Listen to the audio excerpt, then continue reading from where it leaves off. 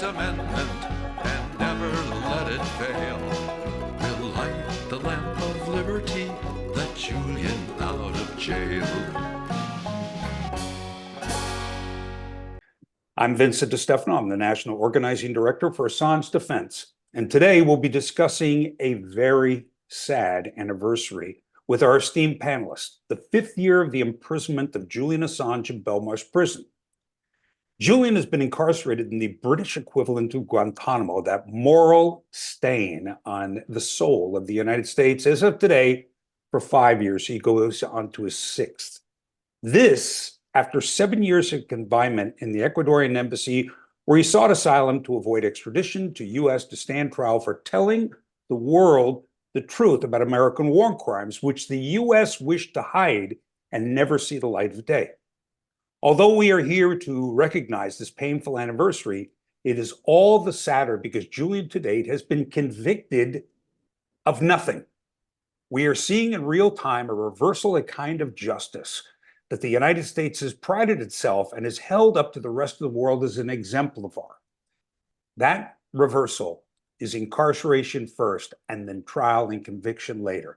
To discuss this and more, I would like to introduce our panelists. First, my dear friend, Stefania Maurizi, an Italian investigative journalist working for a major Italian daily, Il Fatto Quotidiano, after 14 years for Republican Express, from which she resigned in 2020 in order to continue her work alongside WikiLeaks. Among international journalists, she is the only one who worked on all the WikiLeaks secret documents since 2009, with a few exceptions for database documents.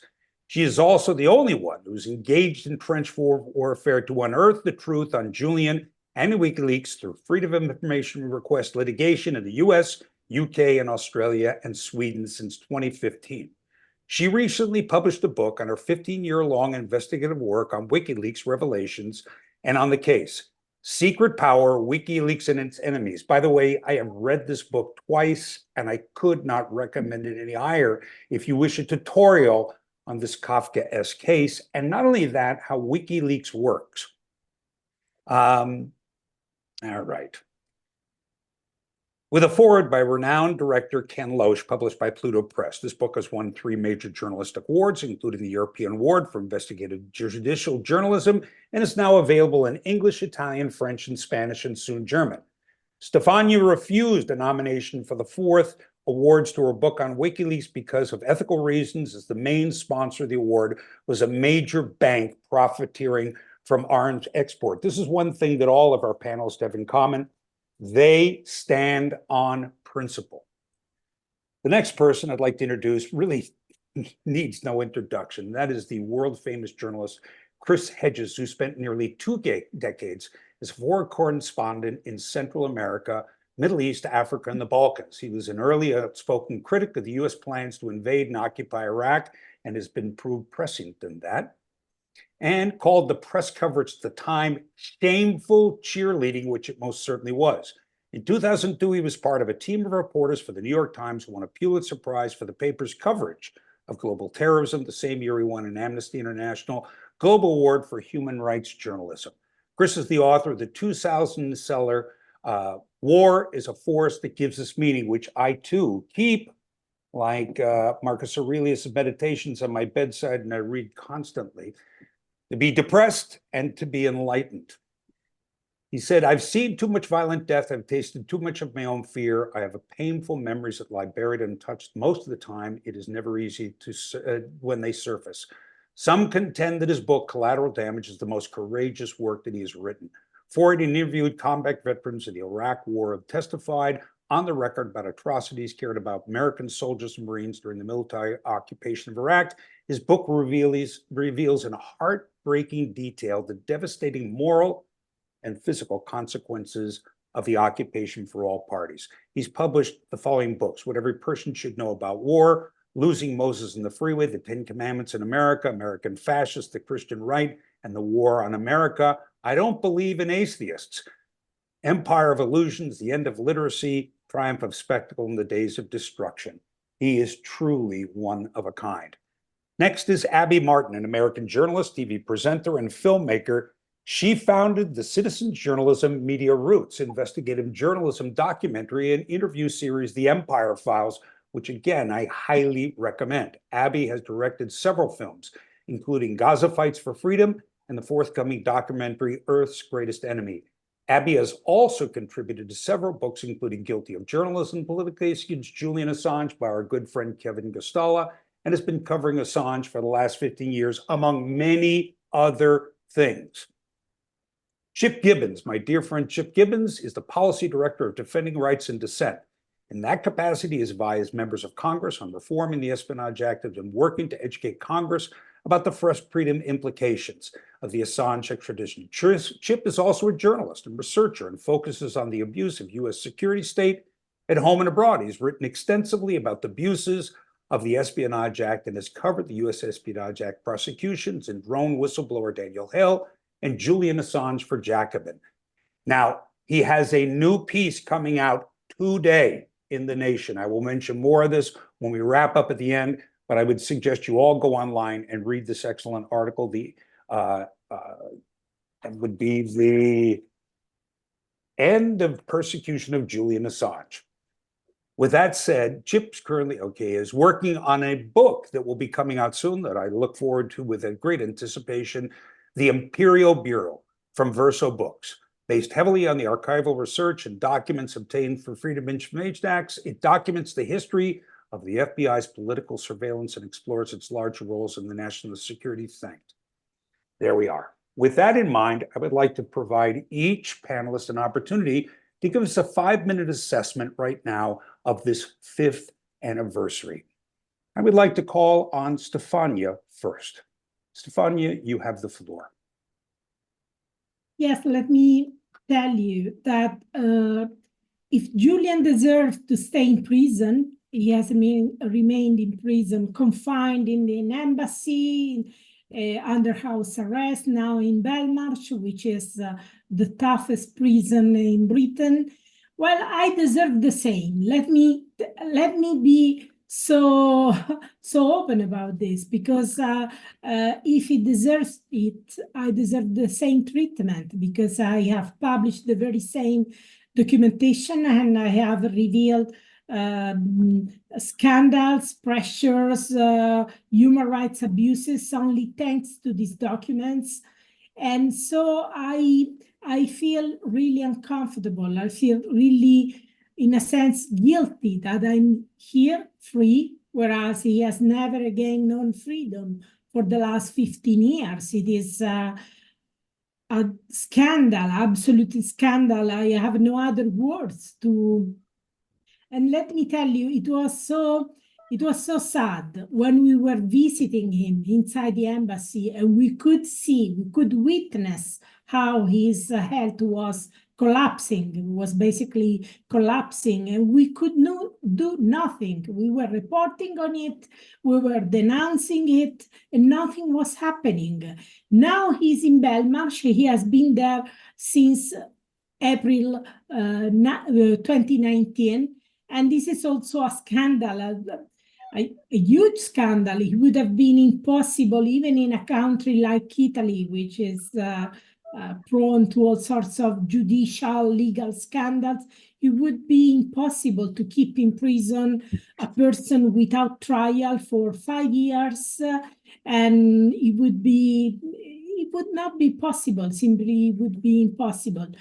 So let me tell you that if Julian get extradited, and it will really be devastating, not just for us, not just for him as a human being, not just for his family, for his wife, his brother and kids, but for all of us. It means that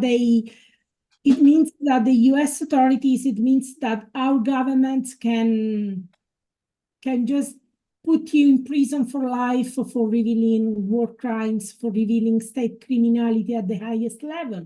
And if you don't have the right to know state criminality at the highest level, you cannot say you live in a democracy. In a democracy, it must be possible to reveal war crimes at the highest level, you revealing torture, revealing extrajudicial killings, and the difference between dictatorships and democracies, precisely this right to know. So this is a case which will be devastating for journalism, but it will be devastating for all ordinary people unless we have a chance to know what our governments are doing with our money and in our name, and unless we can free Julian and we can stop his extradition, the consequences will be devastating, and it is really important to use this anniversary to make people realize how crucial that they wake up, take to the street, and oppose this monstrous injustice. Thank you very much, Stefania. Chris, would you please take the floor? I would just follow up on what Stefania has said, and that is the judicial farce that has characterized the persecution of Julian from the inception. I sat in, was just in London for the 2-day hearing, but attended several of the other hearings, followed them online. And I think that's the only way you can understand the utter perversion of the UK judicial system, and I would add the American judicial system, the deforming of that system to essentially justify a show trial. We can tick off many aspects that should have seen the entire judicial process aborted from the beginning. Of course, he's an innocent, he's a publisher, he didn't commit a crime. Unlike Daniel Ellsberg, he did not actually obtain the documents from a security source. Ellsberg had signed an agreement to abide by the secrecy pact that you have to when you work internally. He was working for the Rand Corporation. Julian did none of that. It was a very traditional process. I published classified material when I worked for the New York Times. That material was leaked to me. It was leaked to me in paper. It was leaked to Julian digitally, but there was no difference. The fact that UC Global, the Spanish security firm, videotaped and made audio recordings of every interaction while Julian, for the 7 years he was seeking refuge in the embassy, including with his attorneys, eviscerating attorney-client privilege, alone should have seen the case thrown out. The fact that he is an Australian citizen, so he's not subject to the Espionage Act, that WikiLeaks is not a US-based publication, that he was granted political asylum. The only reason he stayed in the embassy is because the UK would not grant Julian safe passage from the embassy to the airport. I mean, on and on and on. And then, of course, Lenin Moreno, who gets a gigantic, not accidentally, IMF loan of $10 billion, revokes Julian's citizenship. Theresa May allows the Metropolitan Police to go into the embassy, sovereign territory of Ecuador, and seize them. I mean, it's endless. And that's what always throws me. And I think that's one of the reasons they've made it very hard to cover. Audio, when we have to go to audio, often it doesn't work. The seating is ridiculously limited. I mean, even this time, I only got in because activists will get up at 5 in the morning and stand in a line and save me, Craig Murray, and a few other people a place.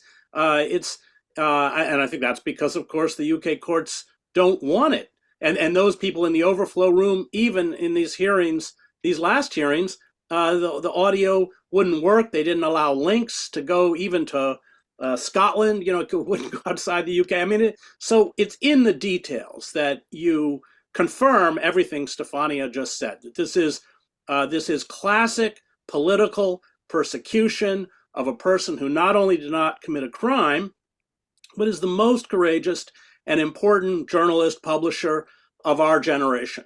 And that's why so many of us are so outraged. I mean, just to close, if he is extradited, and hopefully there are reports of a potential plea, him pleading out on a misdemeanor charge. And let's hope that this is all correct. Thank God that Australia, it's taken them long enough, has finally stood up. But if he was extradited, and the lawyers in the New York Times finally went to the management of the New York Times and said, you know, this is absolutely going to crush your ability to shine a lens into the inner workings of power. If Julian is extradited, it sets a legal precedent. Just to obtain or possess classified documents will be a criminal offense, much less publishing them. So all the way around, and I think I would just say that the smear campaign that was carried out against Julian, unfortunately, was very effective. Obviously, everybody here, Nathan Fuller, Stefania, you know, Chip, everyone, we all stood by him, but a lot of people peeled away when they shouldn't have. And so I just want to laud all of you for, you know, consistently doing the right thing. Thank you, Chris. Abby, you have the floor, please. Thank you so much for inviting me on this important panel to mark this grim and pretty significant milestone in the case against Assange. And, you know, as the war in Gaza rages on with full U.S. backing, I think it's important to take stock on the ways that journalism has been criminalized and attacked, you know, over 100 media professionals and journalists being killed by Israeli forces in the last 6 months. And I think we're reminded of how little sanctity there is for the profession in Palestine. But as we know, there's many ways to assassinate a journalist. And in places like the West and the US and the UK, journalism that doesn't kowtow to power and that runs contrary to state narratives is ridiculed, diminished, and in the case of Julian Assange, criminalized to the fullest extent of the law. So here we are, 5 years where Assange is behind bars, 5 years of denying his freedom, 5 years of the West lecturing to its citizens that locking up this man and depriving him of life, that it's all necessary and just, that what he did was traitorous, treasonous, and that he must pay dearly with his freedom away from his children, away from his children. And all of it are just lies that take away it just takes away from the brutality of the reality and the dangerous precedent that this case sets for our country. Assange embarrassed the most powerful people in the world, and in turn, they robbed him of his life, his reputation, and his freedom. And when you run the world's most powerful military machine that history has ever known, you do not let people embarrass you without consequences. And, you know, as Chris and Stefania just pointed out, I mean, Assange has done more with WikiLeaks than any other journalism outfit has done combined to expose the depth of corruption and crimes of the American empire. So 5 years on, here we are on the eve of a potential extradition to the United States, the heart of the empire, where authorities can throw Assange in a dungeon that he will surely die in. But on this dark day, there's also hope. Biden announcing that he's considering Australia's request to end the decade-long attempt to prosecute Assange. Look, there's a reason that Obama didn't carry out the prosecution, because they know that he's not guilty of what they're saying that he's guilty of, right? If the US government actually believed that Assange was guilty, they wouldn't even be entertaining this as a possibility. Chelsea Manning's sentence was commuted because of the movement behind her. Look, it's been such a long haul. This has been a decade. As Chris said, all of the steadfast, committed defenders of Assange, there's been ebbs and flows. It's been at times exhausting and demoralizing, and it feels helpless, right? And hopeless. But for the last decade, tens of thousands of people have kept this movement alive. We can force the right thing to happen again, because the time to build this pressure is now. The fact that Biden has hinted that he is considering this, that means that we need to galvanize more than ever around this historic moment. We must not give up, because as Stefania said, this is the scandal of the century. The case against Assange shreds the First Amendment that we all claim to cherish, right? That's the foundation of this democracy. And if Assange is extradited to the US and thrown in prison, and the history books close the chapter on this case, it will be the death knell of our democracy. Thank you, Abby. Thank you very much. Chip, you have the floor. Yeah, I mean, 5 years since the arrest of Julian Assange is an incredibly grim milestone, as everyone has pointed out. It's 5 years of a human being persecuted for revealing the truth. And I would note that Julian Assange's persecution did not start with the arrest. He was in the embassy because the US, the UK, and Sweden trapped him there. We know from the United Nations Special Rapporteur on Torture, he was subjected to psychological torture. We know from the United Nations Working Group on Arbitrary Detention, he was a victim of arbitrary detention under international law. So for 14 years now, since the Collateral Murder video was released, Julian Assange has faced significant deprivations of basic human rights again and again. And the legal warfare, as opposed to the extra legal warfare where they spy on him, they plot to kill him, they plot to kidnap him, is just the latest chapter in this larger war on WikiLeaks. It's an incredibly dark chapter. First and foremost, like I said, this is about persecuting a human being. I share Abby's concerns that if Julian Assange is brought to this country, he will die here. His health is not in good shape. He suffered a mini stroke. He's broken his ribs due to coughing. It's also about the death of not just the First Amendment, but press freedom globally. The case against Julian Assange really rest on a couple of things. First, they brought charges against him under the espionage for pure publishing. They don't allege conspiracy with Chelsea Manning. They don't allege solicitation. They don't allege hacking. They allege he put things on the internet. That is a pure act of publishing. If that charge is, if he's convicted of that and courts uphold that, that will criminalize the New York Times and national security reporting writ large. The way they try to get around a lot of this is they often say, and Chris and Stefania and I heard this when we were in London during the last hearing, is that Julian Assange somehow solicited Chelsea Manning, or he somehow solicited hackers. And you listen and said, okay, that sounds kind of bad. But when I was listening to the case in the London courtroom, and I was in the press annex where they didn't want us to hear anything, so it was very hard to hear and see and everything else, so much of the solicitation argument was basically WikiLeaks existed.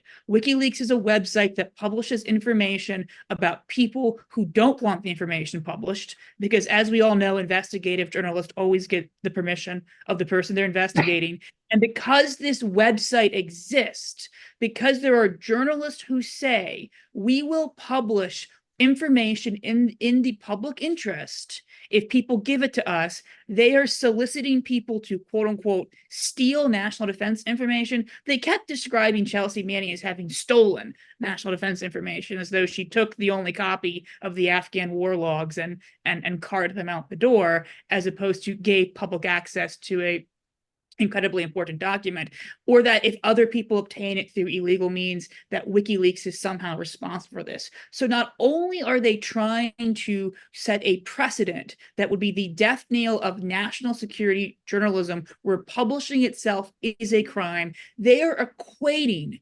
bold journalism with criminal conspiracy. The conspiracy that WikiLeaks is accused of is a conspiracy to commit journalism. And one of the things about WikiLeaks' sort of rise on the scene is that it came at a time when so many people were so frustrated with the way the corporate media got the wars in Iraq and Afghanistan wrong. They repeated all of the lies in the run-up to the wars. They downplayed the civilian casualties.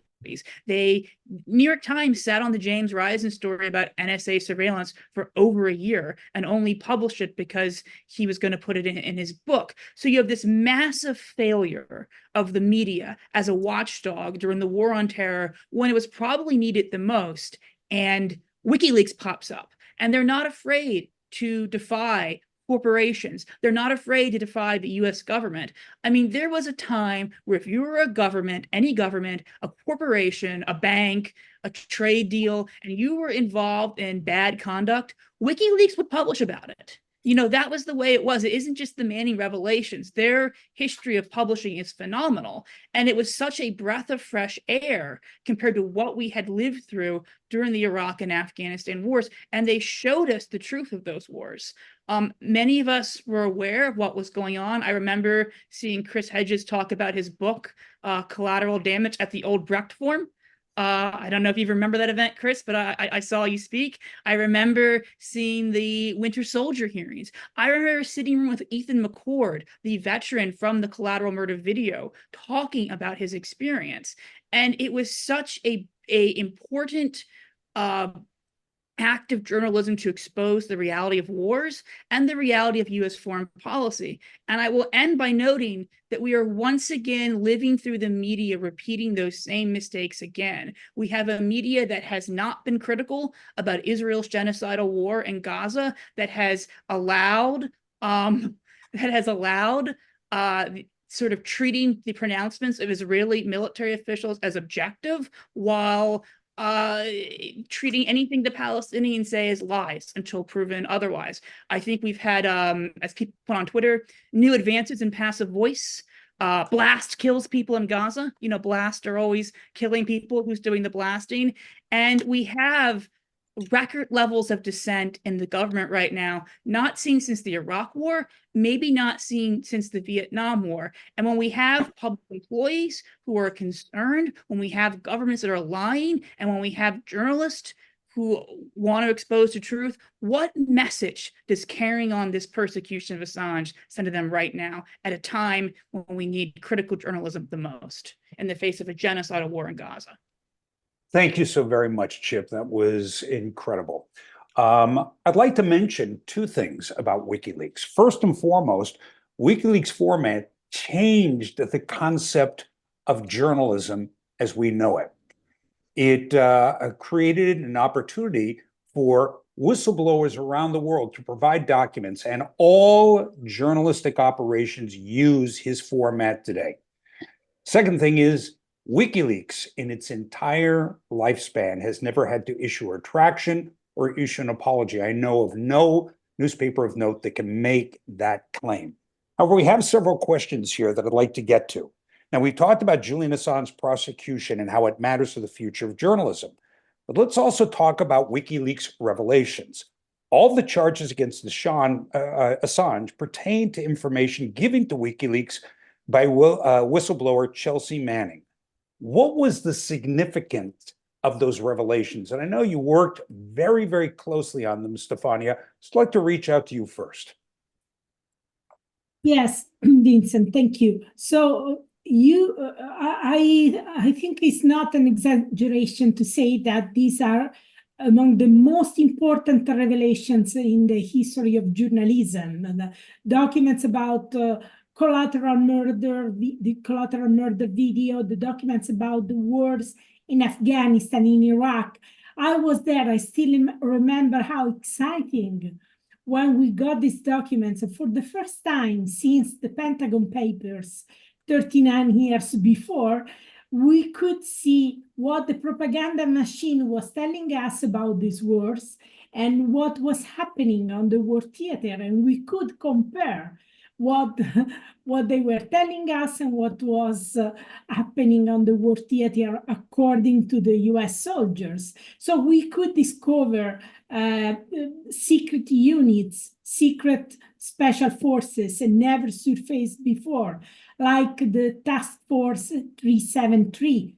This was special task force assigned to kill Taliban leadership. And they had no idea who they were killing. They were killing randomly in the night. They were killing children when they thought they were actually Taliban leaders. They were killing Afghan police forces. And so there was a lot of resentment from the local population about these killings with no idea who they were killing. We could discover the secret war by drones. We could discover civilian deaths never accounted before. It was an amazing for we journalists who had to fight every day to get this kind of information, which is completely shrouded in secrecy, and you have no chance to get access to this kind of information because the FOI requests go nowhere. Whistleblowers are so rare. So for us, it was really amazing. Let me let me give you some example of what we discovered thanks to the cables, for example. For the cables were amazing. The cables are still amazing. I keep consulting, researching the cables. I have a new scandal or a name coming out, and let me look what the cables reveal about this guy. Well, let me look whether I can find in these cables. So, for example, the cables allowed us to get the documentation about the political pressure, diplomatic pressures on prosecutors investigating on the CIA renditions. Let me tell you, I'm very proud because my country was the only one to basically to identify the 26 Americans, almost all of them CIA agents, and to put them on trial, to basically to charge them, put them on trial in absentia, because they, of course, had left Italy, and to get a final sentence. We were the only country in the world to do this. Our prosecutors were so brilliant that they were the only one in the world.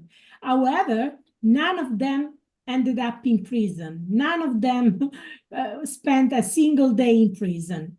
Well, of course, we could imagine why. We could imagine this pressure, this political intervention, diplomatic interference, and so on. But it is one thing to imagine, it is another thing to have evidence. And we got evidence. We got the full conversations, not with our prosecutors, because they realized, the US authorities realized that they had no chance to get our prosecutors basically stopping their investigation and to have our judges to stop the trials and so on. But they put pressure on the Italian politicians, even both from the left and from the right. And so we have the conversations with our justice ministers, with our conservative leaders, with our current president of the Italian Senate. We had this evidence of how they put pressure on these politicians, both progressive and conservatives. And at the end of the day, none of them went to prison. So there is no way to get this information with, FOI requests. Maybe you get this kind of information after 40 years, after 50 years. But at that point, who cares about these facts? Just professional historians. That's the value of WikiLeaks. You have crucial information when it is most important for citizens to take informed decisions, not after 50 years, not after 60 years when no one cares about the war in Afghanistan, no one cares about the war in Iraq, no one cares about the CIA rendition because they are too far away. To have a democracy, you need to have an informed citizenship. And this secrecy, basically, is not allowing us to understand what is going on. And this secrecy is totally abused. These are not legitimate secrets. These are secrets about state criminalities. It is an abuse of state secrecy. These are not legitimate secrecy. They were using secrecy to cover up war crimes. They were using secrecy to cover up torture. They were using secrecy to cover up extremely serious abuses, human rights abuses with extrajudicial killings by drones. So they were using secrecy to cover up state criminalities. And there is no way to challenge this secrecy. You can do whatever you can. I have been fighting. I have been engaged in a trench warfare, as you said, since 2015, using FOI requests, litigating, getting some of the best FOI lawyers. You can do whatever you want. You can spend hundreds of thousands of euros and dollars to try to get this information. There is no way unless someone from the inside, the whistleblowers, provide this information to you, to a journalist, And you have to realize one important thing. It is not enough to have a courageous source. You need the courage of the source, and you need the courage of the journalist. Because without that, when I hear people saying, well, the hero was Manning, of course, Manning he's a hero, no doubt about this. But without a courageous journalist like Julian Assange, the WikiLeaks journalist, these documents would have never surfaced. So it is not enough to have a courageous source. You also need courageous journalists. And this is why I think the US authorities absolutely want to kill Julian, want to smash Julian. They want that the next Chelsea Manning, who has the next collateral murder video, and the next Julian Assange, who get the next collateral murder video from the next Chelsea Manning, are terrified about leaking it and about publishing it. And they will think twice. And they will say, I don't want to end up like Manning did or like Julian Assange did. So they are in a mission to terrify all of us, not just we journalists, but also the sources, most of all, the sources. Thank you, Stefania.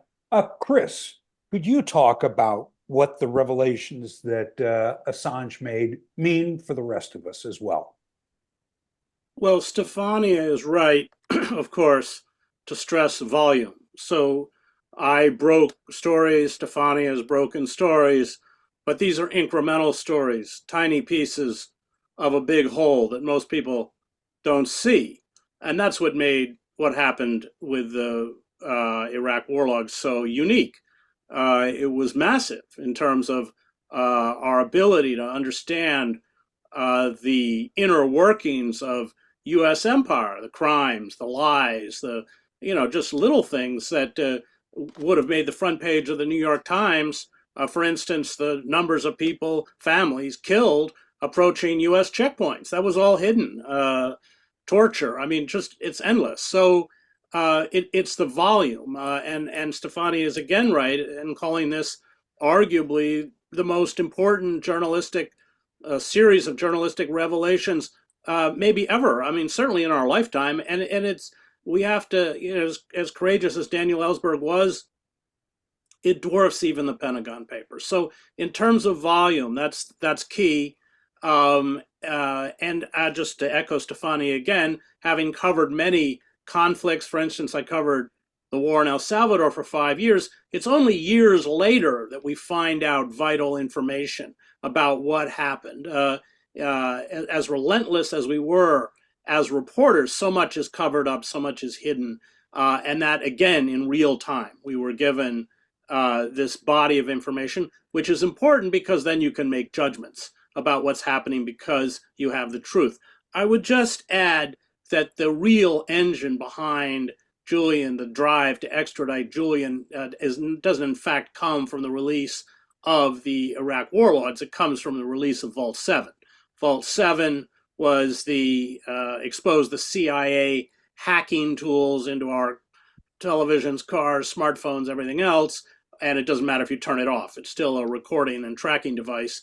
And that really angered the intelligence community. That's when Pompeo discussed assassinating, kidnapping Julian. They called him a hostile, what was the term, Stefania? Intelligence agency. Hostile intelligence agency or something. Intelligence agency.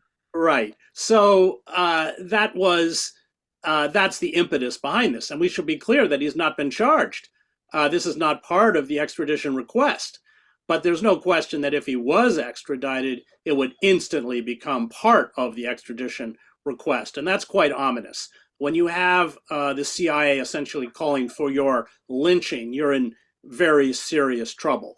So I cannot second all the points Stefania made enough in terms of the importance of what Julian did, what WikiLeaks did, but I also want to stress how dangerous it is because let's be clear, what is the job of the CIA? The CIA is doesn't actually do much intelligence gathering. It's largely a paramilitary operation with its own death squads and special forces teams and drone program and everything else. That's what. So when they discuss assassinating and kidnapping Julian, we should be clear that's not fantasy. That's what they do on a daily basis around the world. Yes, I again will second Stefania's point about Julian's courage, tremendous courage, and the forces that he took on, and the forces that are actively trying to get him, which actually are far more ominous than the Pentagon or the State Department, but actually involve the intelligence community itself. Thank you, Chris. Thank you very much. You know, I have to mention something here. I'm going to break for protocol before we do Chip and Abby on this, because we are honored to have as a guest here one of those courageous individuals we were just talking about, who sacrificed pretty much everything to share with the world war crimes of America. And that would be the whistleblower, Daniel Hale. So I would like, because unlike the rest of us, we haven't sat in jail. Now I know that Chris and all of our other journalists have suffered greatly for their principle. Daniel went to jail. So Daniel, would you like to please say a few words about the case here on the 5th anniversary of Julian's incarceration? Please.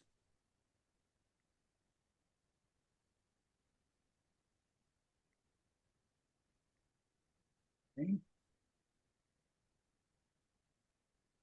Daniel?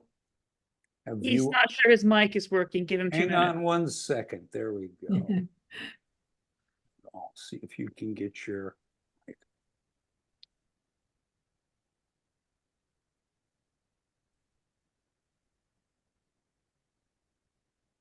Thanks, Vinny. Ah, terrific. Fantastic. Go ahead.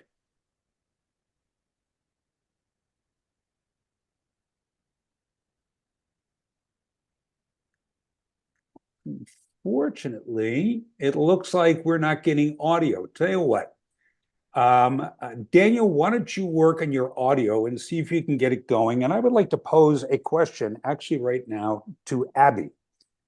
The U.S. is clearly putting Assange on trial for exposing crimes of the U.S. war on terror. What is the relevance to the situations in both Gaza and Ukraine, to name only 2 of the WikiLeaks revelations? Yeah, I mean, it's such an important point, especially with the context of the genocide going on in Gaza, because, you know, having studied the conflict for the last 15 years, I'm realizing, you know, as I unpack kind of the foundation and the history, that how much WikiLeaks has been integral to my understanding and just the collective understanding of Israel's policies, especially when we look at the Gaza Strip. I mean, you know, doing the documentary Gaza Fights for Freedom and really depending and relying on WikiLeaks cables to elucidate the control, the siege, the policy of, you know, putting Gaza's economy on the brink of collapse. It was actually a deliberate policy that was laid out in these internal cables that we would never know about. And so it's just incredible, like whether I'm looking at the fossil fuel lobbyists and the control of oil dominance around the world, whether I'm looking at Palestine, whether I'm looking at Ukraine, whether I'm looking at Iraq, WikiLeaks has always been so crucial to my understanding of U.S. foreign policy. And it's actually really scary to think of a world without WikiLeaks, and putting that fear in the heart of journalists and publishers that this too could happen to you. And in fact, it will. And that's exactly what this case is all about. And, you know, and also just why does Hamas exist?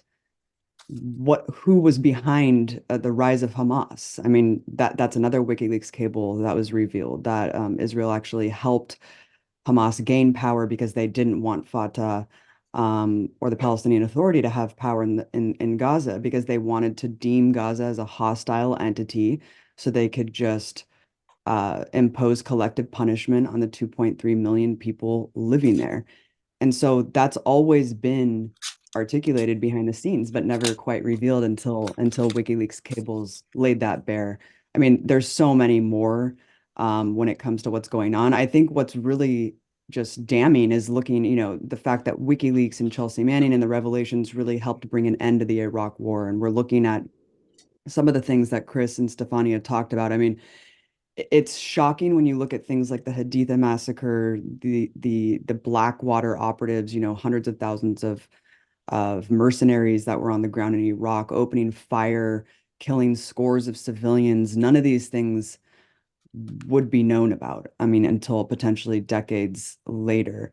All of these things were hidden. The US certainly wasn't going to come out and say what was happening on the ground. And remember, at a time, even though there was an anti-war movement in the streets against Iraq, at the time, I mean, there was such unquestioning patriotism and this nationalistic fervor in a post 9/11 world that segued over to the Iraq invasion that for the most part, Americans were completely in the dark and did not know the breadth and scope of the crimes that were being committed. So all of this coming out really did help the masses awaken and see the crimes against humanity that were being committed in Iraq, and in turn did help end the Iraq War. And when you look at Israel today and the flagrant war crimes that are being committed in our names, essentially, because it's all being subsidized and backed by the Biden administration. But I mean, there's Haditha massacres going on every single day. And the only reason that we're knowing about this real time is because Palestinians are able to show us on social media and live stream their reality. But Iraqis never had that capacity. WikiLeaks was the conduit to show the world and to expose for the masses those crimes at that time. And so the parallel is kind of like, it's kind of disturbing to see how much more is being done, and just being able to dictate to us real time. I just keep thinking, what would Assange say?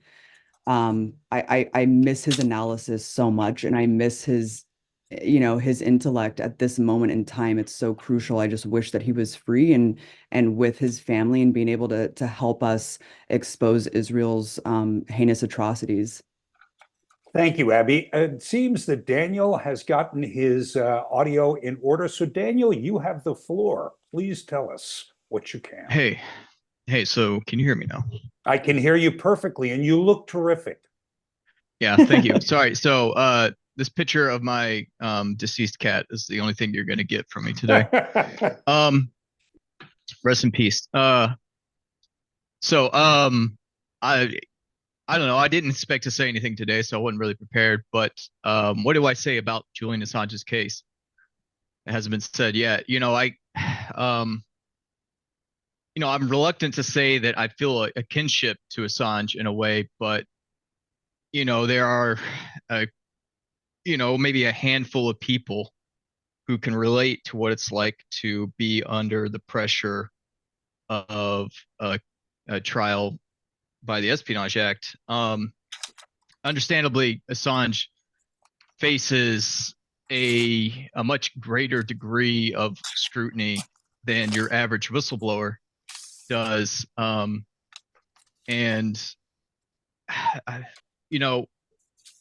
we take a big step back. In 2010, when I first learned about WikiLeaks, it was because I was in an Air Force classroom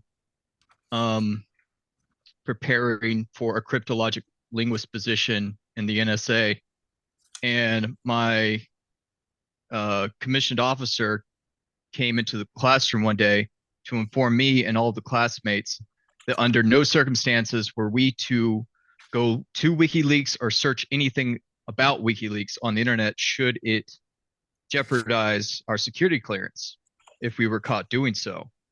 And that moment really in time really stands out to me, because that's I became so much more curious about what WikiLeaks was doing and what it was.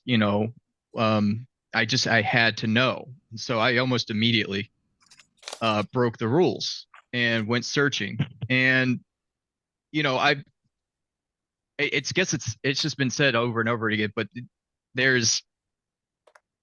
we are so much more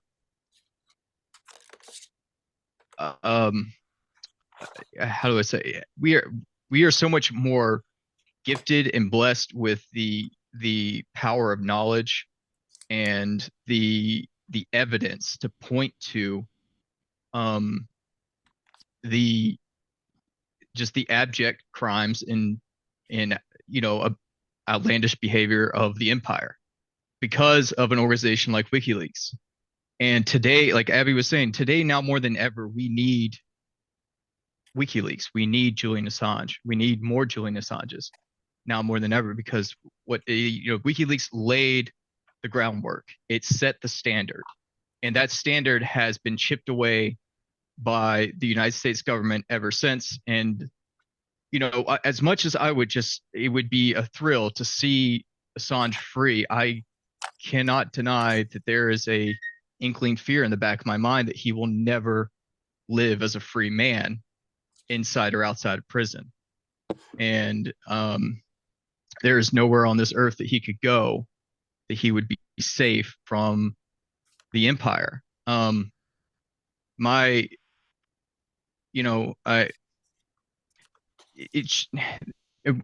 worst case scenario, should Assange be extradited to the United States, tried and convicted and sentenced to prison, in the federal prison system, as much of my life was upended by the pursuit of the government after me for my attempt to blow the whistle on the United States drone program. As Julian Assange's experience in that system would be 10 times as worse. He would almost certainly spend the rest of his life in prison. Even with I would venture to say that he would absolutely be put on special access measures, which essentially is a form of burying a person alive by cutting them off with all contact with the outside world. If he was ever brought to a communications management unit like the one that I was sent to, he would never be allowed to touch or hug or kiss his wife or kids again, because all contact with them would be completely cut off. He would not be allowed to have any physical contact with them whatsoever. He would only be restricted and allowed to 2 short 4-hour visits per month behind a plexiglass screen, speaking over a telephone in a rather dim and drab and unair conditioned boxed in room. He would be subject to a decades long prison sentence in an environment with other men who have been beaten down and destroyed by our carceral state, men who, their crimes aside from the fact, men who have been literally tortured in places like Florence ADX, made to serve more than a decade in solitary confinement. Many of them men who have had to go on hunger strike during the times in ADX just for the sake of being able to write their own family members. It is a cruel and sadistic legal system that we have set up here, and it is a sad fact that the same prosecutors who came after me, who came after Jeffrey Sterling, they want to come after Julian Assange because, let's face it, they have a hard-on for people who try to shine a light on their bullshit, and that these are sick, fucked up people who think that that the United States has a right to kill and take whatever it wants just because it is the biggest country in the world. It isn't exaggeration to call these people fascists. These are also Zionists, so that should tell you all you need to know about them too. But anyways, Assange, I didn't spend a decade locked up in an embassy, and I only spent 3 years in prison versus Assange's now going on 5 years. but every step of the way that I spent, from the moment that I decided to walk out of the National Geospatial Agency with a stack full of classified information underneath my shirt, I spent a life in fear and in paranoia. And I came to the brink of wanting to end my own life more than once, every step along the way. And it's took the government 5 years to decide that they wanted to get around to prosecuting me. I think it was like 2 months after Julian was kidnapped out of the embassy that I was arrested, and spent another 2.5 years on pretrial conditions, much of it during COVID. The decision I made cost me it cost me a great deal of money, a great deal of loss of income. It's almost, it cut me off from much of my family and my friends for years because the fear of what any person who might, any person close to me might be used to testify against me was so great that I just simply disappeared for the sake of, my own safety and theirs. And, it's ironically in the end, the least depressed that I was for this entire saga was probably my time during prison. And a lot of that I owe to many of you and everyone else who has been there for me every step of the way and reached out to and expressed their solidarity. You don't have any idea how much that means to me. It was dreadful the time that I was in prison and I was unable to communicate with many of my friends, my family. Chris was so kind as to come visit me, but I couldn't bear the thought of asking him to come visit me more than once because it is just seriously depressing to get a visitor and then not be able to even shake hands or hug them, and to only have to spend such a short period of time and then return to an environment where you are locked up with men who are most all of whom are in desperate need of mental health care and just general health care in general, but are receiving none, who have no purpose left, who are completely and totally cut off from their families, and that they just really exist as a husk and a whole of a human being. And that is for many of them, that's something that they've gone on for decades. They've had to live under. Where I was at, I was locked up with a lot of young men and not so young men who were products of the so-called war on terror, and that many of them were, young kids who got caught up saying something on the internet or to an informant, and then now they are facing 20 to 25 years in prison, and none of that did them any good. And it is a sad fact that if anything, it reinforced a worldview in their minds that that they assume that they become the thing that the United States government accused them of, wanting to be a terrorist, wanting to attack and hurt people just for the sake of hurting them. And had the United States heeded the warnings and the obviously the very clear minded sighted people, the prophets of our time, people like Julian Assange and Chelsea Manning and etc.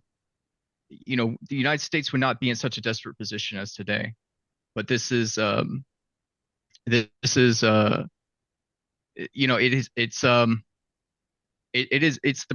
what Julian is going through. It is terrible. It is awful, but it is the price to pay for having a conscience in this world, sadly. I wish I had encouraging words to end on, but I have to get to Baltimore because there is no federal halfway house in the capital of the United States of America. So I have to go take a 2-hour trip to see my case manager. I still on house arrest for the next 3 months, and then I will be on probation for 3 years after that. Daniel, But thank you so very, very much. I not just for speaking today, I know it's difficult for you, but also for the courage. Most of us think, "Oh, I know what to do if we're called to stand on our principle." We know what you chose to do, and we also know the value of the assurances made by the United States government, because you were provided assurances that you would not be where you ended up. And of course, Julian faces the very same thing. So thank you for your courage. Thank you for your speaking out here. And thank you for providing the truth to the American people about the crimes that are committed in our name and our tax dollars. We owe you a debt of gratitude we can never repay. yeah, thank you, man. I really genuinely appreciate that. If I could say one last thing about Please just about do.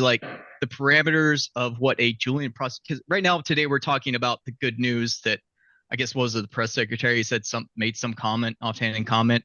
I'm very highly skeptical about whether Biden's going to make any decision about this pardoning Assange, particularly before this election. Quite frankly, I just don't see it happening, period. Sorry to be so pessimistic. But we have to be prepared for the worst, and it seems more likely than not that the worst is coming. It is it is an absolute certainty that should Julian Assange be brought before a jury, that he would be totally denied any effort, any right to uphold a defense. And as it was my case, and as in every Espionage Act case, there is defendants are not permitted to make any case before a jury that is anything other than basically that. But you cannot on the one hand say that, yes, I committed the crime, but I did so for a specific reason, because the moment that you would do the moment that you do, you essentially admit guilt and the trial is over, and the judge would be forced to instruct a jury to find you guilty because of the way that the law is written. And I'm sure most of you are aware of this. The key difference between Assange and every other Espionage Act case is that Julian Assange is a foreign national who has never held a security clearance. And one of the key ways that they secure convictions in these Espionage Act cases is that they simply go to the stack of non-disclosure agreements all clearance holders are forced to sign if they wish to keep a job. And they point to this and say, you signed here that you knew that it was wrong, that it was illegal to do what you did, and yet you did so anyways. They have no argument against Assange, and because Assange, never having held a security clearance, never having only ever visited this country once, to my knowledge, could in no way have known that there would be any consequences or supposed theoretical harm to the United States should certain information be released to the public or certain information divulged to an authority not entitled to receive it. I think on that basis, more than anything else, more than his even being a journalist, would probably be his best his best and only shot at getting an acquittal, because I just don't know how the government would prove that that Assange in his own mind knew the information that he was publishing could cause harm to the United States, as is written in the law. Outside of that, it's like I said, these espionage escapes, they've even now touched and reached the president of the United States. And even though that they're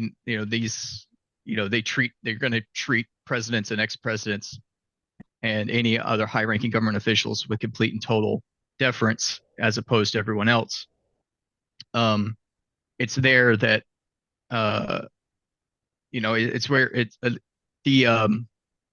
if anything, in this court alone, and ironically speaking, by trying Julian in the Eastern District of Virginia because of the precedents that have now been set with the Petraeus case and the Sterling case. For those of you who don't know, David Petraeus was caught lying to the FBI about the documents that he was sharing with his mistress, and that would have gotten him an Espionage Act charge in any other, if he were any other person. But since the DOJ couldn't just look the other way, they had to charge him with obstruction of justice. And yet they didn't want to set a precedent by sentencing him in the Eastern District of Virginia. So the DOJ quietly allowed them to change the venue to North Carolina and reduced it from a felony to a misdemeanor.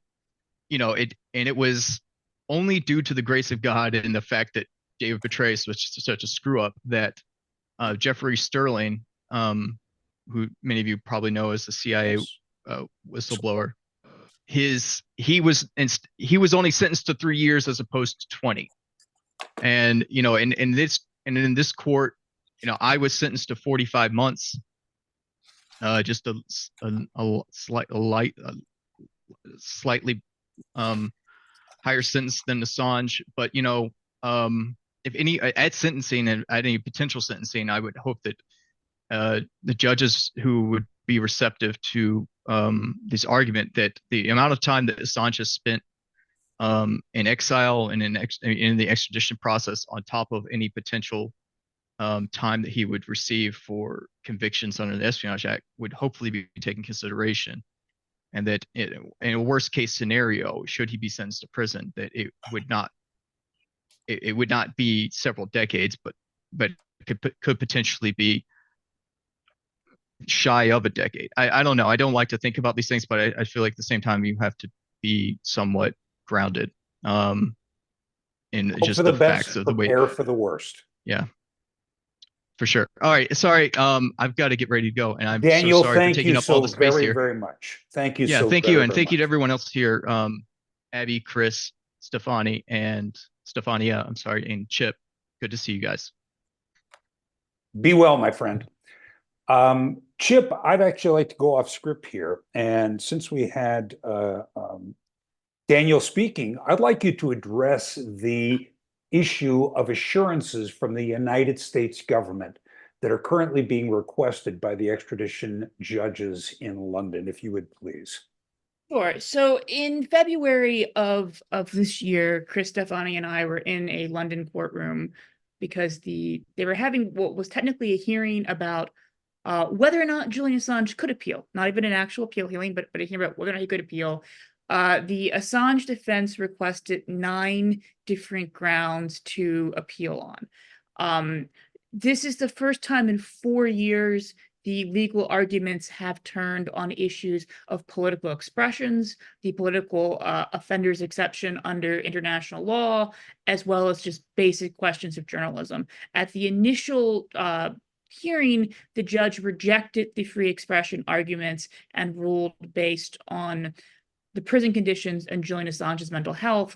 So we've been in this sort of interest, and which are very important. I don't want to diminish them, but we've been in this sort of interesting situation where we've had the press freedom case of the century, and we've been having all these hearings about whether or not this psychiatrist's evidence was given too much weight or not. And this was the first time where the press freedom arguments since the initial hearing were back in play. The 2 court judges who heard the case issued a very dismal ruling, in my opinion. It is 66 pages, and it denies most of the Assange avenues for appeal. There is a section of analysis on Article 10 of the European Human Rights Covenant, which is similar to the First Amendment. I think it's less protective, but it's similar, under which they argued that prosecuting Julian Assange for the Chelsea Manning revelations would not violate his free expression rights.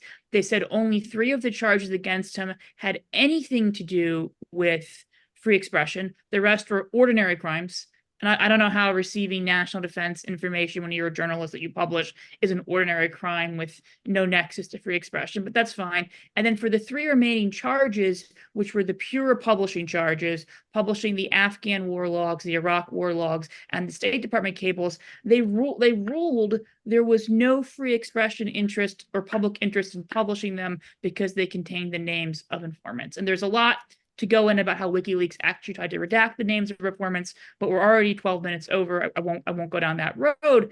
So it's a mostly very dismal decision, but they did allow Assange 3 avenues to appeal. One of the avenues of appeal has to do with the fact that the U.S. did not give death penalty assurances. Assange is not currently charged with a capital crime, but there is a hypothetical scenario under which he could be. And the UK judges during the hearing really blew their own case by saying the defense is right about this. This could happen and we're powerless to stop it because there is a statutory prohibition in the UK under extraditing someone if they'll face a death penalty. On top of this, Gordon Kromberg did this sworn declaration about what a fair trial Julian Assange would have because he could make rulings before an independent member of the judiciary. Throughout this declaration, Gordon Kromberg imagines what Assange's attorneys will argue. He imagines they'll argue Assange's conduct is covered by the First Amendment, that Assange is being selectively prosecuted, and that under the Fifth Amendment, the Espionage Act is void for vagueness. Why, if you were a federal prosecutor, would you put those things in writing? I have no idea. Gordon Kromberg is a man of great mystery to me. And then he wrote, but we don't believe any of those things are true. Here's the arguments we would lay out. And on the First Amendment one, he laid out a number of arguments, but the one that was problematic was that we could argue Julian Assange as a foreign national doesn't have First Amendment rights. So this sparked a problem because if Julian Assange cannot rely on the First Amendment, he does not have free expression rights, even if we don't think, and this is judges think, this not me, think prosecuting him doesn't violate that, and he would be subject to disparate treatment as a foreign national. So the US has until April the 16th to provide assurances that it will not seek the death penalty, that Assange will not be prejudiced at any point in his trial as a foreign national, and that he may rely on the First Amendment. The may rely on the First Amendment assurance is a point of great controversy. I have a very cynical, pessimistic interpretation of it. I know other people who are very smart are less pessimistic about it than I am. I hope I'm wrong and they're right. I wrote a very lengthy piece in Jacobin explaining what it means. But my interpretation is that they just cannot argue he lacks First Amendment rights, given that other defendants in Espionage Act cases have challenged the constitutionality of the statute, but they've been defeated. And given that they say the First Amendment is analogous to the European Article 10, and Article 10 would not protect publications. I don't believe they're asking for the U.S. Department of Justice to recognize Assange's press freedom interest in publishing this information. They just have to check off a legal box. And to me, the assurances are really about giving the U.S. a roadmap and what they need to say in order to extradite him. And I'm very disturbed by the most recent ruling from the courts. Thank you, Chip. And as you pointed out, we are over time here. We can go probably another 15 minutes. So what I would like to do is I would like to call on Abby, please, and make a final statement on your feelings about the case at this point and what we have in the future. Please. I'll just be quick. I mean, I think everyone really, said a lot of great things. I mean, I still feel like we need to end on an optimistic note just because I feel like we can push the charges to be dropped and the movement can continue to build and force the hand of the presidency. I truly do. And, Biden is certainly a monster. There's no doubt about that. And I think that he's personally overseen this horrific genocidal onslaught. But I think that, the reason that the US doesn't go out and kill journalists in the same way that Israel is doing and has done over and over again in a targeted way that's very clear is because the US does to a certain extent care about its image. Yes, they talked about, Hillary laughed about, can we drone strike this guy? And Trump and Pompeo obviously floated the idea of assassinating Assange, but for the most part, that's not the way that the US prefers to do things. They kind of like to just shut people up and assassinate their character. And that's why we've seen the character assassination against Assange be such a dramatic way that the U.S. has tried to prosecute him in the court of public opinion, and that's why so many people wrongly think that Assange is being persecuted because of the 2016 election or something to do with Trump or the Podesta files. Nothing, it couldn't be further from the truth, but that's the way that they like it. They want to hint at the notion that Assange is some treasonous, villainous character that brought us Donald Trump.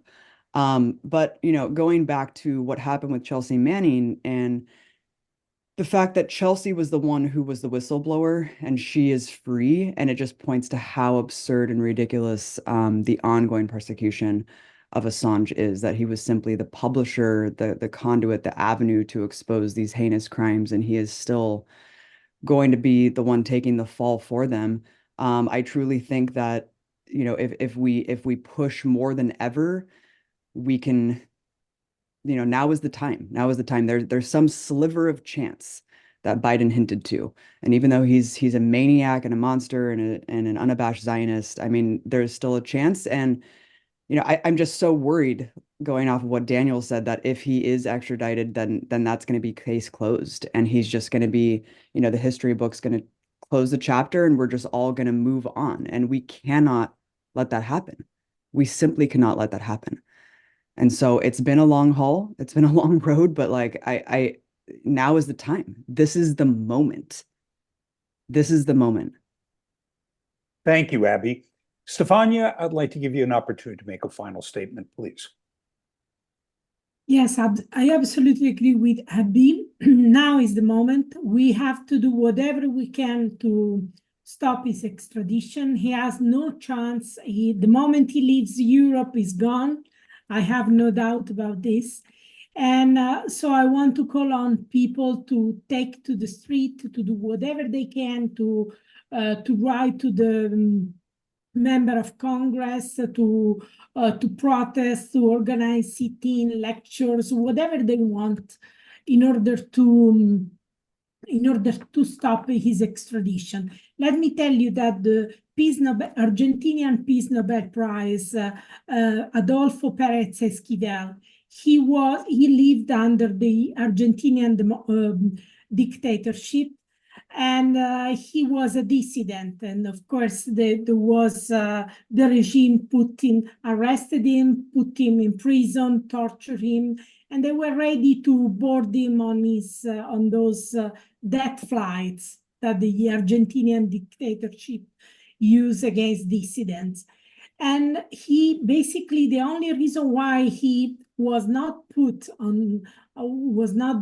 on those death flights is because people mobilized.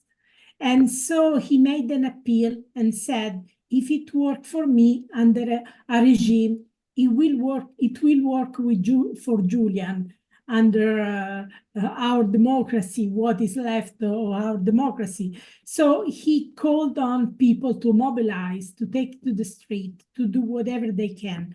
And I absolutely agree. With this case, we are at crossroads. Let me tell you, I come from a country which basically invented fascism. And the first thing that Mussolini did was to destroy press freedom. One of the very first things he did was to destroy press freedom and to decide who was a legitimate journalist. According to the regime, they were in charge of deciding who was a legitimate journalist doing legitimate journalism. That's why I was terrified when I heard the United States calling Julian Assange not a journalist. You cannot allow the state authorities to decide who is a legitimate journalist. You absolutely have to fight this. You absolutely have to fight against this, because unless we can reveal war crimes, what should we do? I mean, journalism is about revealing state criminality at the highest level. Democracy is about the possibility for the ordinary people to know state crimes. So that's why we absolutely have to win this case, because if we lose this case, our society will go fully, openly authoritarian. This is what is at stake. It is the last call for Julian, and it is the last call for us. Thank you, Stefania. Well said. And I know, Chris, you have a firm stop here shortly, so I would like to give you the last word before I make some final statements, please. Well, I was close friends with Michael Ratner, who was Julian's lawyer. That's how I met and spent time with Julian. I would fly to London with Michael. And Michael always said that he couldn't he was the head of the Center for Constitutional Rights. He couldn't do his work unless there were people in the street. And there was a moment where I was in London, and she started complaining about the noise in the streets filtering into the courtroom. It's absolutely key. They do feel this pressure. I think that there are good reasons why the Biden administration does not want Julian extradited before the elections. The reports of potential plea deal, as far as I know, are real. The details of it I'm not aware of, but reportedly there is talk of allowing Julian to plea out on a misdemeanor.